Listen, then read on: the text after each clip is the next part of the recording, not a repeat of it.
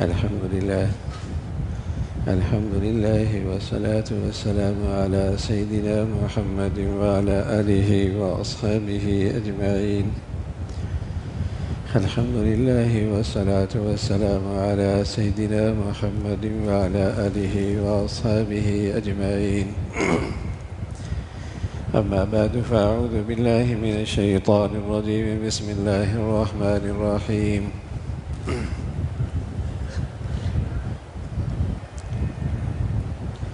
وقال إنني من المسلمين. صدق الله العظيم. اللهم صل على سيدنا محمد وعلى آل سيدنا محمد وبارك وسلم. اللهم صل على سيدنا محمد النبي الأمي وعلى آله وأصحابه وسلم. میرے معزز مسلمان بزرگوں، عزیز بھائیوں، بڑی سعادت، بڑی خوش نصیبی، اننی من المسلمین، کہ ہم مسلمان ہیں. یہ اہل ایمان کے لیے بڑا اعزاز، بڑی خوش نصیبی، بڑی سعادت مندی کہ اللہ نے اسے اسلام کی دولت دی اور دل پہ اس پہ فخر ہو، زبان پر اس نعمت پہ شکر ہو. اننی من المسلمین، میں مسلمان ہوں،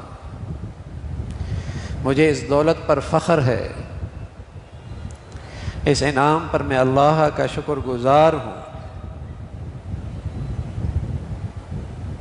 میری زندگی کی سب سے بڑی خوش نصیبی ہے کہ اللہ نے مجھے دولت اسلام عطا فرمائی، جو یہ دستور ہے انسانیت کی فلاح کا، نجی، قومی، دنیاوی، اخروی سعادتوں کا دستور. یہ اسلام کی زندگی ہے، ہماری خوش نصیبی ہے. فقال اننی من المسلمین. اللہ کہہ رہا ہے اس سے اچھی بات کس کی ہو سکتی ہے کہ جسے اس دولت پر فخر ہو. دولت بڑھیا ہے. اسی اسلامی زندگی کا ایک خوبصورت پہلو ہے، خوبصورت پہلو جو پورے معاشرے کو اور پوری سوسائٹی کو اور معاشرے کی پہلی اکائی گھر کی زندگی کو محبت اور اتفاق کا گلشن بناتی ہے. اسی اسلام کے دستور میں ایک خوبصورت تعلیم ہے جو پورے معاشرے اور سوسائٹی کو اور پوری سوسائٹی کی پہلی اکائی گھر کی زندگی، ان سب کو محبت اور اتفاق کا گلشن بناتی ہے. اور یہ صرف اور صرف اسلام کے دامن میں ہے، دنیا میں اس کی نظیر نہیں ملتی. اللہ ہمیں دولت اسلام کی اور اس تعلیمات کی قدر نصیب فرما دے.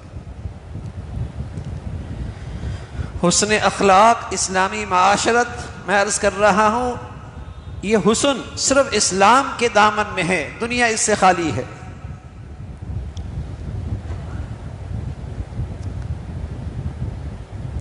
دنیا اس سے محروم ہے. اس لیے بیٹی کے پاس گھر ہے لیکن وہ بوڑھی ماں کو اپنے گھر میں برداشت نہیں کرتی. بیٹے کے پاس دولت ہے لیکن وہ بوڑھے باپ کو اپنے گھر میں برداشت کرنے کے لیے تیار نہیں. لیکن اسلام کے دامن میں ایسی خوبصورت زندگی ہے، گھر، معاشرہ جنت کا سا نمونہ بن سکتا ہے. جنت میں نفرت نہیں ہوگی، دلوں میں بغض اور کینہ نہیں ہوگا، اور جنت میں بے سکونی اور کسی انسان سے پریشانی نہیں ہوگی.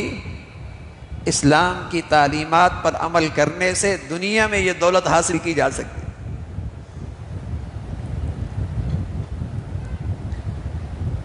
یہ اسلام ہی ہے جس کی معاشرت تواضع پہ کھڑی ہے، چھوٹے بن کے رہو، تکبر پہ نہیں، اس لیے کہ تکبر کے ساتھ مساوات اور ہمدردی نہیں آ سکتی، تکبر کے ساتھ مساوات اور ہمدردی نہیں آ سکتی۔ اسلام میں عاجزی ہے، سبحان اللہ، جس عاجزی اور تواضع سے اس کی طرف دل محبت سے کھنچتے ہیں۔ یہ اسلامی کی معاشرت ہے، اس کا خوبصورت خلق ہے کسی کے ساتھ زیادتی نہ کرنا، چاہے دشمن ہی کیوں نہ ہو، چاہے تمہارا دشمن ہی کیوں نہ ہو۔ عدل کی تو اجازت ہے، زیادتی اور ناانصافی کی اجازت دشمن سے بھی نہیں ہے۔ چاہے کہ مسلمانوں کے ساتھ، چاہے کہ اپنوں کے ساتھ، چاہے کہ اپنے خونی رشتوں کے ساتھ، چاہے کہ اپنی گھریلو زندگی میں، چاہے کہ مسلمان معاشرے میں، جیسے نماز فرض ہے، جیسے روزہ فرض ہے، جیسے صاحب حیثیت پر زکوٰۃ فرض ہے، اسلام کی تعلیمات کا یہ حصہ، یہ اخلاق مسلمانوں پہ فرض ہے کہ تمہاری ذات سے کسی کو تکلیف نہ پہنچے۔ لوگ اس فرض کو نہیں جانتے آج، اس لیے آج زندگیاں نہ رہیں راحت کی، بلکہ کانٹا بن چکی ہیں، ہر ایک سے دوسرے کو کانٹا چبھتا ہے، تکلیف پہنچتی ہے۔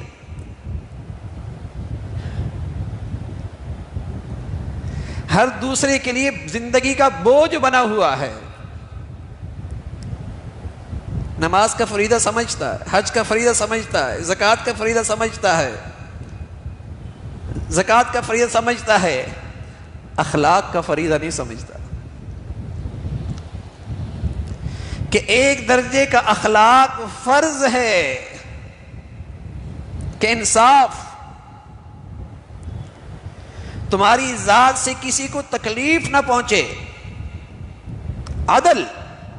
رسول اللہ صلی اللہ علیہ وسلم کی خدمت میں ایک شخص آیا، کہنے لگا یا رسول اللہ احب ان اکون اعدل الناس، میں چاہتا ہوں میں انصاف کی زندگی گزاروں۔ پیارے رسول صلی اللہ علیہ وسلم نے فرمایا احب للناس ما تحب لنفسک تکن اعدل الناس، تم اپنے لیے کیا پسند کرتے ہو کہ لوگ تمہارے ساتھ کیسا رویہ اختیار کریں، لوگ تمہارے ساتھ کیسا معاملہ کریں، لوگ تمہیں کس طرح عزت دیں، لوگ تمہارے ساتھ کیسا خیال رکھیں، لوگ تمہاری کیسی رعایت رکھیں، تمہارے پیٹھ پیچھے لوگ تمہارا کیسا تذکرہ کریں، لوگ تمہارے پیٹھ پیچھے تمہارا کیسا تذکرہ کریں۔ فرمایا جو تم اپنے لیے چاہتے ہو وہی دوسروں کے لیے چاہ لینا، اس کا نام اخلاق ہے، اس کا نام انصاف ہے۔ ڈھونڈنے سے نہیں ملے گا، نہ حاجیوں میں ملے گا، نہ نمازیوں میں ملے گا۔ تبھی تو بھائی کہیں محبت اور اتفاق نہ رہا، ظلم ہے، مختلف پیمانے ہیں، اپنے لیے کچھ اور، دوسروں کے لیے کچھ اور اسے میں گناہ بھی نہیں سمجھتا، اس پہ توبہ بھی نہیں کرتا، اسے مجھے شرمندگی بھی نہیں ہوتی، اس بد اخلاقی پر مجھے شرمندگی بھی نہیں ہوتی۔ اسلام میں خوبصورت اخلاق ہیں، عظیم الشان حسن معاشرت ہے، جس سے پورا دل، پورا معاشرہ محبتوں سے جڑ جاتا ہے۔ میں عرض کر رہا ہوں معاشرے کی پہلی اکائی گھر، سب سے محبت بھرے رشتے کون سے ہیں؟ میاں بیوی کا، بیٹی اور ماں کا، بیوی اور شوہر کا، یہ سب سے محبت بھرا رشتے، میاں بیوی کا، بیٹی اور ماں کا، بیٹے اور باپ کا، سب سے محبت بھرا رشتے۔ لیکن میرے عزیزو، جب یہاں بھی حرص و ہوس آتی ہے اور جہاں یہاں بھی تکبر آتا ہے، پھر یہاں محبتوں کے پھول نہیں کھلتے، نفرتوں کے کانٹے اگتے ہیں۔ پھر یہاں محبتوں کے پھول مرجھا جایا کرتے ہیں، یہاں پھر نفرتوں کے کانٹے تازے ہو جایا کرتے ہیں۔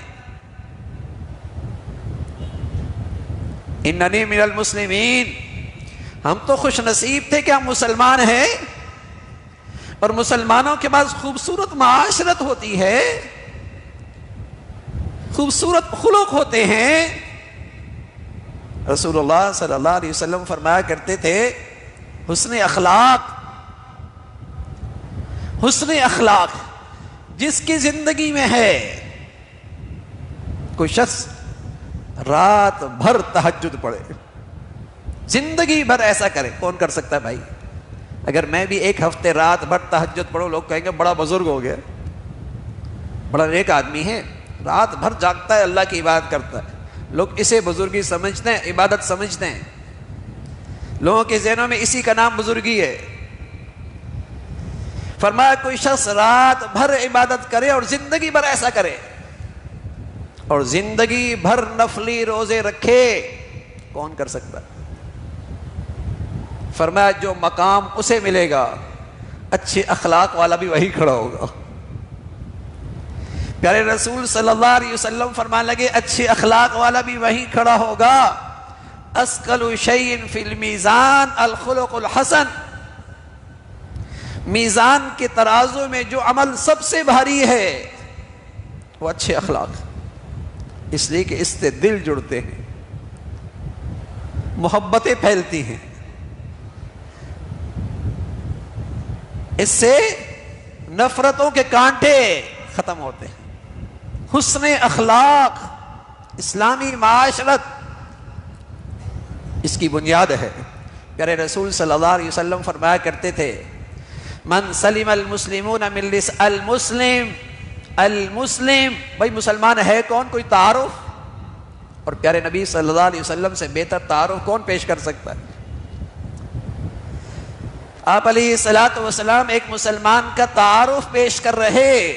المسلم کون ہے مسلمان؟ من سلم المسلمون من لسانی و یدی، سبحان اللہ، جس کے ہاتھ اور زبان سے کسی کو تکلیف نہ ہو، نہ اس کے معاملات میں، نہ اس کی بازار اور تجارت کی زندگی میں، نہ اسے خاندان کے معاملات میں، نہ اس کی نجی اور گھریلو زندگی میں، نہ اس کے ساتھ اٹھنے بیٹھنے والوں میں اس سے کسی کو تکلیف نہ پہنچے۔ ہمارے نبی فرمایا کرتے تھے کوئی آدمی جماعت چھوڑے، مسجد نہ آئے، گھر میں نماز پڑھے، تو اللہ کے نبی فرمایا مجھے اس پہ اتنا غصہ ہے کہ جی چاہتا ہے نوجوانوں سے کہوں لکڑیاں اکٹھی کریں اور پھر اس گھر کو آگ لگا دوں کہ اللہ کے گھر میں نماز نہیں پڑھتے، اللہ کے گھر میں جماعت میں شریک نہیں ہوتے۔ ایک طرف تو آپ نے جماعت کی اتنی اہمیت، مسجد کی اتنی عظمت بتائی، لیکن دوسری طرف آپ علیہ الصلوۃ والسلام فرما رہے جس کے جسم میں کوئی ایسی بیماری ہو جس سے لوگوں کو تکلیف ہوتی ہو، اس کے لیے حکم ہے مسجد میں نہ آئے، گھر میں رہے۔ حجر اسود کو بوسہ دینا ایسا ہے جیسے اللہ سے مصافحہ کرنا ہے، اتنی فضیلت۔ لیکن فرمایا اگر حجر اسود تک پہنچنے میں کسی کو تکلیف ہو رہی ہے تو یہ ثواب تو کجا وبال کا ڈر ہے، یہ ثواب تو کجا وبال کا ڈر ہے۔ اب اس کے لیے نیکی یہی ہے کہ دور سے استلام کر لیں، تکلیف نہیں کسی کو۔ بھائی تم نفلی عمل کرنے جا رہے ہو اور حرام کا ارتکاب کر رہے ہو، دوسروں کو تکلیف دینا حرام۔ تو میرے عزیزو، آج مسلمانوں کے شعور میں بھی اسلام محدود ہوتے ہوتے نماز روزے تک رہ گیا۔ آج مسلمانوں کے ہاں بھی اسلام کا تصور مٹتے مٹتے نماز روزے تک رہ گیا۔ بازار کی زندگی میں کھوٹ، بازار کی زندگی میں خیانت، بازار کی زندگی میں غلط بیانی، ان چیزوں کا مسلمانوں سے کوئی جوڑ نہیں تھا۔ رسول اللہ صلی اللہ علیہ وسلم فرمایا کرتے تھے خائن اس کا ایمان سے کیا تعلق ہے، جھوٹا اس کا مسلمان سے کیا تعلق ہے، بددیانت اس کا مسلمان کی زندگی سے کیا تعلق ہے، بد اخلاق، متکبر متکبر کی قرآن میں مثال ہی دی. فرعون متکبر ہے، فرعون متکبر ہے، قارون میں تکبر ہے. عاجزی پیغمبروں کا شیوا ہے، تواضع پیغمبروں کا شیوا ہے. جب قبرستان میں ہم جاتے ہیں تو میت پہ مٹی ڈالتے، اور مٹی ڈالتے ہوئے ایک آیت پڑھتے ہیں، منہا خلقناکم. مٹھی اٹھائی، قبر میں مٹی ڈالی. پھر دوسری آیت جملہ پڑھتے ہیں، وفیہا نعیدکم، ہم اسی سے پیدا ہوئے اور اسی کے اندر لوٹ کے جا رہے ہیں. دوسری مٹی ڈالتے ہیں. پھر تیسری مرتبہ مٹی اٹھاتے ہیں، ومنہا نخرجکم تارۃ اخری، ہم دوبارہ یہاں سے اٹھائے جائیں گے. یہ 3 جملے پڑھتے ہیں اور 3 مرتبہ مٹی ڈالنا سنت ہے. تو اس میں منہا خلقناکم، ہم مٹی سے پیدا ہوئے. اور آپ جانتے ہیں مٹی جب تک نیچے رہتی ہے، اپنی جگہ پہ رہتی ہے، لوگ اس سے بہت سے کام نکالتے ہیں،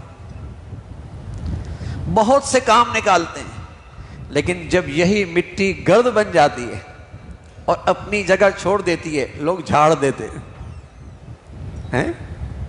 مٹی سے بنا انسان جب تک اپنی اوقات میں رہے گا، عاجزی اور مٹی والا رہے گا، لوگوں کے دلوں میں بیٹھے گا، لوگوں کے دلوں میں بیٹھے گا. اور جب اس میں تکبر کی بد اخلاقی آ گئی، اپنی جگہ چھوڑ دی، لوگ جھاڑ دیں گے، لوگوں کے دلوں سے اتر جائے گا، لوگوں کے دلوں سے اتر جائے گا.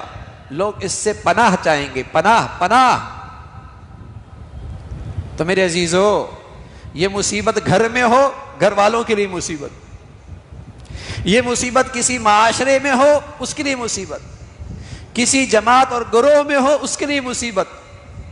اور متواضع، حسن اخلاق، اسے سب اپنے لیے رحمت سمجھتے ہیں، اس لیے کہ اس سے سب کو سکون ملتا. تو میرے عزیزو، ہم خوش نصیب تھے، ہیں کہ ہم مسلمان ہیں. لیکن اللہ کرے ہمیں اسلام کی تعلیمات کی قدر ہو. دولت بڑی ہے، یہ وہ دستور زندگی ہے جس میں نہ صرف آخرت کی فلاح، نہ صرف آخرت کی نجات، بلکہ یہ دنیاوی زندگی، قومی زندگی، نجی زندگی، یہ اس کو بھی بہت خوبصورت بناتا ہے، خوبصورت بناتا ہے. لیکن آج یہ تعلیمات احادیث کے اوراق میں رہ گئے، قرآن کے اوراق میں رہ گئے، لیکن میری زندگیوں میں آج یہ خلق نظر نہیں آتا، خلق نظر نہیں آتا. حضور علیہ الصلوۃ والسلام فرمانے لگے، اللہ نے 70 اخلاقی خوبیاں اتاری، اگر کسی میں ایک بھی آ جائے اللہ جنتی بنا دے گا. حضرت ابو بکر رضی اللہ تعالیٰ نے جملہ سنا، کہنے لگا یا رسول اللہ، میری زندگی کا سفر، حضر، گرمی سردی، آزمائش اور راحت کا دور، رات دن آپ کے ساتھ گزرا، ان 70 میں کوئی میرے اندر بھی ہے؟ آپ نے فرمایا صدیق تیرے اندر تو 70 کی 70 ہے. اور آپ علیہ الصلوۃ والسلام فرمایا کرتے تھے، لو وزن ایمان ابی بکر ما سائر امہ لرجح ایمان ابی بکر. ایک طرف ساری امت کا ایمان رکھ دو، ایک طرف اکیلے صدیق کا ایمان رکھ دو، صدیق کا ایمان سب پہ بھاری ہو جائے گا، سب پہ بھاری ہو جائے گا. صدیق تیرے اندر تو 70 کی 70 ہیں، 70 کی 70 ہیں. ساری اخلاقی خوبی اور حسن معاشرت کی جان تین چیزیں. سل من قطعک، جو توڑے تو مجھ سے بھی جوڑو، جو زیادتی کرے تو مجھ سے بھی معاف کرو، جو تمہیں نہ دے اور تمہارا حق ادا نہ کرے تم آگے بڑھ کر اس کا بھی حق ادا کرو. مل جائیں گے نمازی، مل جائیں گے حاجی، مل جائیں گے روزے دار، مل جائیں گے صدقہ خیرات کرنے والے، لیکن یہ اخلاق کی خوبیاں اخلاق والی نبی کی امت سے گم ہوتی چلی جا رہی. جو توڑے تم جوڑو. اب تو بات کا جواب گالی سے ہے، بات کا پتھر کا جواب اینٹ سے ہے. نظام الدین اولیاء رحمۃ اللہ علیہ کی خدمت میں ایک شخص آیا، کہ حضرت یہ میرا بھائی ہمیشہ میرے راستے میں کانٹے ڈالتا ہے، میں نے بھی طے کر لیا میں بھی اس کے راستے میں کانٹے ڈالوں گا۔ حضرت فرمانے لگے بیٹے تو نے کانٹے ڈالے، اس نے کانٹے ڈالے، دنیا کانٹوں سے بھر جائے گی، کوئی کانٹے اٹھانے والا بھی تو ہو۔ تم ہی آگے بڑھ کے عاجزی دکھا دو، معافی مانگ لو، درگزر کر لو۔ اللہ تعالیٰ بھائی ہمیں دولت اسلام اور اس کی پیاری تعلیمات اور اعلیٰ اخلاق کا حصہ نصیب فرمائے اور اس کی قدر عطا فرمائے۔ وآخر دعوانا الحمد للہ رب العالمین۔